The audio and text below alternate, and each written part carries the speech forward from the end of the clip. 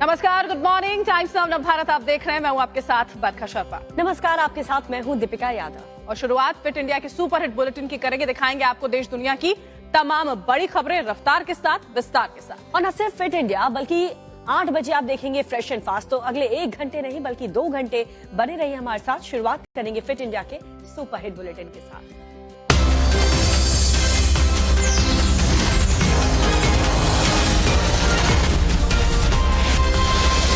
और अब अगली खबर जो है वो हरियाणा के गुरुग्राम से है, जहां पर रजाई गद्दे के गोदाम में भीषण आग लग गई। आग लगी, फैलती चली गई और जब तक उस पर काबू पाया जाता लाखों का नुकसान हो चुका था। जी हाँ, ये आग कैसे लगी और आग कितनी तेजी से फैली, आग पर काबू कैसे पाया गया, रिपोर्ट में देखिए।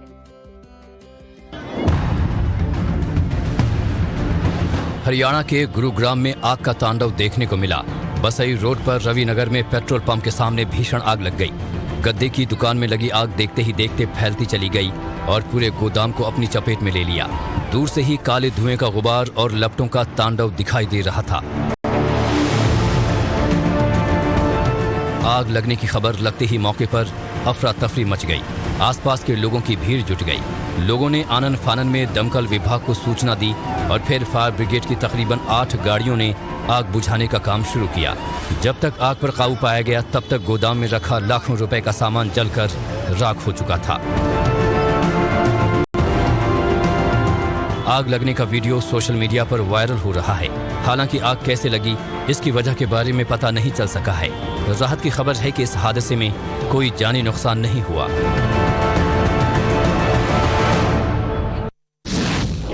और गुरुग्राम के बाद अब आपको पटना की खबर दिखाते हैं। यहाँ पर भी आग का तांडव देखने को मिला। देखते ही देखते कबाड़ की दुकान में अचानक से आग लग गई। आग कैसे लगी, कितने का नुकसान हुआ है, क्या कारण रहे थे, दिखाते हैं आपको पूरी खबर। पटना सिटी के आलमगंज में एक कबाड़ दुकान में देर रात अचानक आग लग गई, जिसके बाद अफरा तफरी का माहौल देखने को मिला। आग इतनी भीषण थी कि कबाड़ की दुकान में रखा सामान धू धू कर जलने लगा। देखते ही देखते आग ने विकराल रूप ले लिया और पूरी दुकान आग के गोले में तब्दील हो गई। काले धुएं का गुबार और लपटें आसमान में उठती दिखाई दी। सूचना मिलते ही आसपास के लोग मौके पर पहुंचे और आग को काबू करने की कोशिश में जुट गए। स्थानीय लोगों ने आनन फानन में मामले की सूचना दमकल विभाग को दी। फायर ब्रिगेड की आधा दर्जन गाड़ियां मौके पर पहुंची और आग पर काबू पाने में जुट गई। आग इतनी भीषण थी कि दमकल विभाग को भी काबू करने में काफी मशक्कत करनी पड़ी। घंटों की मशक्कत के बाद किसी तरह आग पर काबू पाया जा सका। आग लगने से कबाड़ की दुकान में रखा लाखों का सामान जलकर राख हो गया। आग कैसे लगी इसके बारे में अभी तक पता नहीं लग सका है। हालांकि गनीमत रही कि इस हादसे में किसी की जान नहीं गई।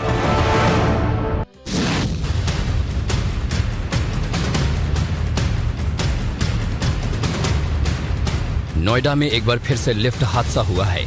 सेक्टर 125 में रिवर साइड टावर के लिफ्ट 8वीं मंजिल से नीचे गिर गई। घटना के वक्त लिफ्ट में करीब 11 लोग सवार थे। बताया जा रहा है कि 9 लोग गंभीर रूप से घायल हुए हैं, जिनका अस्पताल में इलाज चल रहा है। हादसे में घायल हुए सभी लोग कंपनी में काम करने वाले कर्मचारी बताए जा रहे हैं। 125 सेक्टर में एक ये बिल्डिंग है जो इसमें ऑफिस कमर्शियल स्पेसेस हैं, जो कि एरा स्मिथ नाम की जो है वो 8th फ्लोर पे एक ऑफिस स्पेस की एजेंसी है। इनके कुछ कर्मचारी थे और जो शाम के समय वापस लौट रहे थे लिफ्ट से, उसी दौरान जो है वो लिफ्ट गिर गई। टूटने से जो है वो ये हादसा हुआ, जिसमें कि जो है वो 9 लोगों को चोटें आई हैं, जिसमें जेपी हॉस्पिटल में उनको एडमिट कराया गया है और 2 लोग जो है वो मामूली चोटें हैं। बाकी सभी का जो है वो इलाज चल रहा है, सभी खतरे से बाहर हैं। इससे पहले बीते 2 नवंबर को नोएडा के सेक्टर 110 में स्थित यथार्थ अस्पताल में लिफ्ट गिरने का मामला सामने आया था।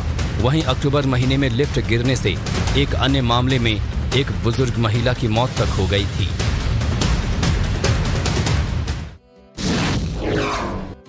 और अब खबर जो है वो पंजाब से है। दरअसल पंजाब में अब उत्तर प्रदेश की तरह ताबड़तोड़ एनकाउंटर्स हो रहे हैं और वहां पर एक जो बदमाश था उसने पुलिस पर गोलीबारी कर दी। जब आपस में मुठभेड़ होती है तो बदमाश उसमें जख्मी बताया जा रहा है। कौन है ये बदमाश, किस गैंग से इनका जुड़ाव है, कहां से ये जुड़े हुए, दिखाते हैं आपको इस रिपोर्ट। पंजाब के जालंधर में कल देर शाम पुलिस और बदमाशों के बीच मुठभेड़ हुई। जालंधर पुलिस और CIA स्टाफ ने जब बदमाश को पकड़ने की कोशिश की तो बदमाश की तरफ से फायरिंग कर दी गई।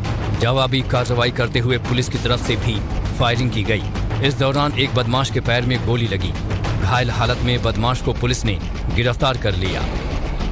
पुलिस ने बदमाश की तरफ से फायरिंग में इस्तेमाल की गई पिस्टल और बाइक बरामद कर ली है। ਜਿਹੜਾ ਇੰਦਰਜੀਤ ਸਿੰਘ ਨਾਂ ਦਾ ਵਿਅਕਤੀ ਹੈ ਉਹ ਇਮੀਗ੍ਰੇਸ਼ਨ ਦਾ ਕੰਮ ਕਰਦੇ ਆ।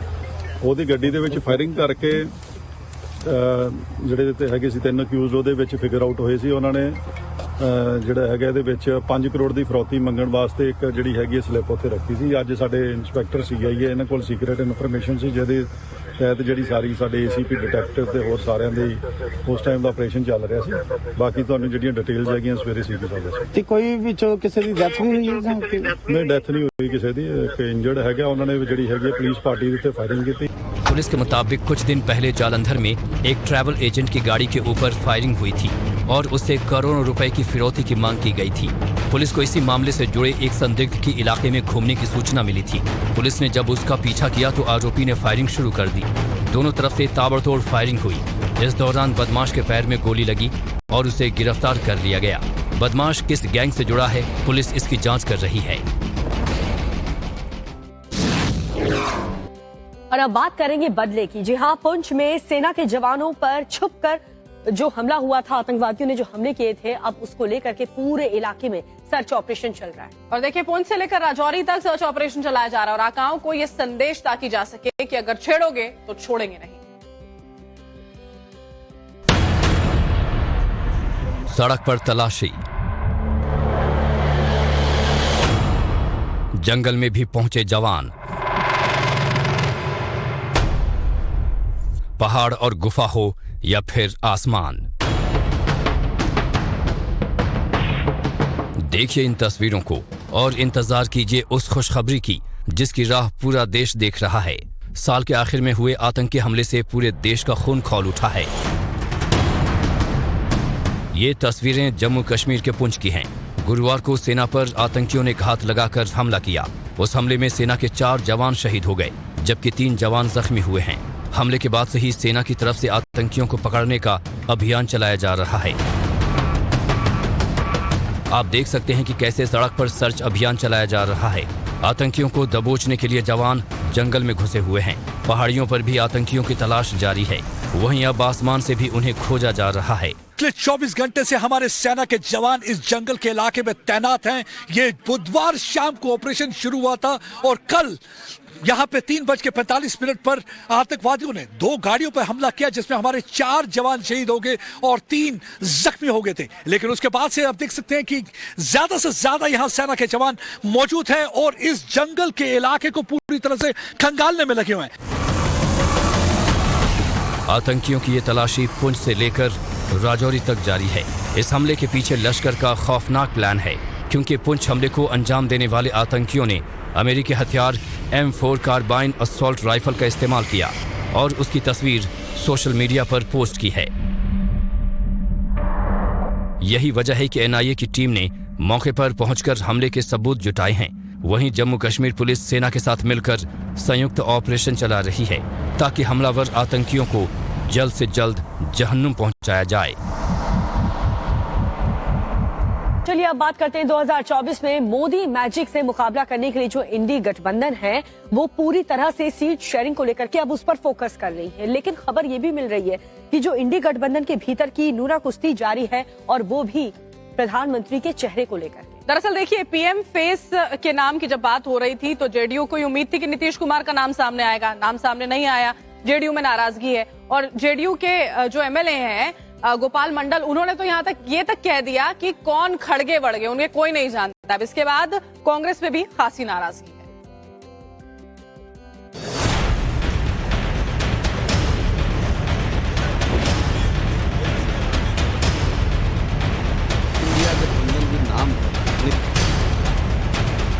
खड़गे फड़गे का नाम नहीं जानता है। अभी नाम बोले हैं तुम सुने हैं? सुना आपने, इन्होंने कांग्रेस अध्यक्ष मल्लिकार्जुन खड़गे का नाम तक नहीं सुना है। अब इनका परिचय भी जान लीजिए। ये हैं JDU के विधायक और वरिष्ठ नेता गोपाल मंडल। एक तरफ इंडी अलायंस में सीट शेयरिंग और PM फेस पर घमासान मचा है, तो वहीं दूसरी ओर इसे लेकर गठबंधन के अंदर जोरदार खींचतान जारी है। खबरें आई कि मल्लिकार्जुन खड़गे का नाम आगे करने से नीतीश कुमार नाराज भी हो गए। अब नीतीश के पार्टी के नेता गोपाल मंडल ने यहाँ तक कह दिया कि कौन खड़गे फड़गे पब्लिक नहीं जानती। बात है सब कुछ तो नीतीश कुमार ने किया है। आज इंडिया गठबंधन जो नाम पड़ा, नीतीश कुमार ने संयोजक का काम किया। सारे लीडरों को, जितना क्षेत्रीय लीडर था सबको इकट्ठा किया, बार बार बैठक करवाने का कोशिश किया और बैठक हुई। अभी तो इनका नीतीश कुमार का चेहरा है, निर्विवादित है, सब कुछ है, इनको ही प्राइम मिनिस्टर चुनना चाहिए। करेंगे पब्लिक नहीं मानेगी। खड़गे फड़गे का नाम नहीं जानता है, अभी नाम बोले हैं तुम सुने हैं। जेडीयू की ओर से जब इस तरह का करारा वार किया गया तो कांग्रेस के नेता भी जोरदार प्रहार करते दिखे। कांग्रेस विधायक अजीत शर्मा ने बिना गठबंधन जेडीयू को चुनाव लड़ने की चुनौती तक दे दी। सूरज को आईना मत दिखाइए गोपाल बाबू। और अगर कांग्रेस पार्टी नहीं चाहेगी आप गठबंधन में चुनाव जीते हैं, अगर आप अकेले लड़िए आपको समझ जनता दिखा देगी कि आप क्या जीतते हैं, क्या होता है। कांग्रेस को आईना मत दिखाइए। और मैं भी यहाँ विधायक 3 बार से हूँ, कांग्रेस की बात नहीं। नेताओं के इन बयानों से साफ है कि इंडी गठबंधन में सब कुछ ठीक ठाक नहीं है। अभी सीट शेयरिंग का फॉर्मूला तक तय नहीं हुआ है। उसके पहले इस तरह के बयान बताते हैं कि 27 दलों के इंडी अलायंस में अभी और भी सिर्फ फुटअव्वल बाकी है। और देखिए, इंडी गठबंधन की बात करें तो वो चौथी मीटिंग करके एकजुट होने का दावा कम से कम कर रही है। वहीं बीजेपी है जो 2024 की तैयारियों में बहुत पहले जुट चुकी थी। और अभी की अगर मौजूदा स्थिति की बात करते हैं तो दिल्ली में राष्ट्र पदाधिकारियों की बैठक हो रही है और पहले दिन पीएम मोदी ने जीत के मंत्र भी दिए। 2 दिवसीय इस बैठक का आज आखिरी दिन है और कहा यह भी जा रहा है कि आज गृहमंत्री अमित शाह भी वहां पर इस मीटिंग में शामिल होंगे और साथ ही प्रधानमंत्री मोदी समापन भाषण भी देंगे। और माना यह भी जा रहा है कि 2024 के रण को कैसे जीते उसका फॉर्मूला आज तय हो जाएगा। 2024 का रण जीतने के लिए बीजेपी मेगा प्रोग्राम बनाने में जुटी है। इसी प्रोग्राम के तहत बीजेपी के राष्ट्रीय पदाधिकारियों की बैठक दिल्ली में जारी है। आज इस बैठक का दूसरा दिन है। बीजेपी के केंद्रीय कार्यालय में जारी इस बैठक के पहले दिन पीएम मोदी ने भी हिस्सा लिया।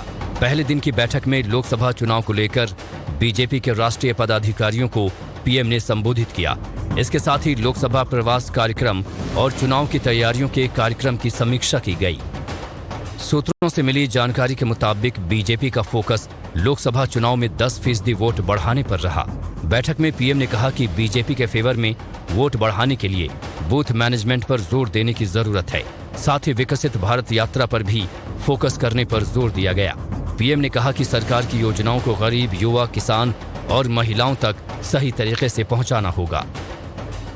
आज इस खास मीटिंग का दूसरा दिन है। आज सुबह 11 बजे गृह मंत्री अमित शाह बैठक में हिस्सा लेंगे।